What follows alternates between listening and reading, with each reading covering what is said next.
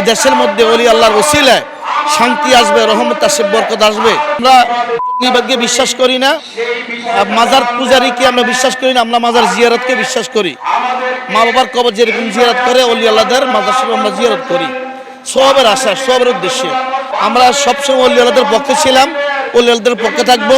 ওলি আল্লাহদের দামান ধরে আমরা বিশ্বকে আরও এগিয়ে নিতে চাই এবং এই দেশের মধ্যে ওলি আল্লাহর ওসিলায় শান্তি আসবে, রহমত আসবে, বরকত আসবে এবং এই শান্তি, রহমত এবং বরকত যেন সবাই পায়, সেজন্য এই আহ্বান জানানোর জন্য আজকে আমরা এখানে উপস্থিত হয়েছি।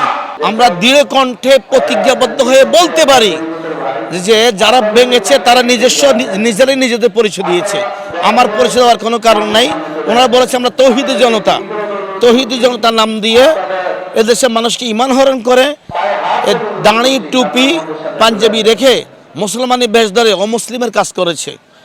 আজকে আমরা যারা তৌহিদি জনতার ব্যানারে এসে আউলিয়া কেরামের মাজার ভাঙছে, তাদেরকে সরকার চিহ্নিত করুক, তাদেরকে সরকার দেখুক, তাদেরকে জনগণ দেখুক, মানুষ তাদেরকে চিহ্নিত করুক এবং তাদেরকে আইনে আওতায় এনে ওলি আল্লাহদের মাজার যেন নিরাপদ থাকে।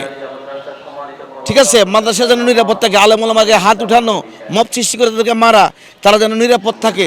আমরা নিরাপত্তা চাই। যদি নিরাপত্তা না পাই তাহলে সুন্নিরা আবার রাজপথে নেমে যাবে, আবার তারা আন্দোলনে বাধ্য হবে। সরকারকে বাধ্য করা হবে যে মাজারের বিপক্ষে যারা যায় তাদের বিচারের আওতায় যেন আনা হয়।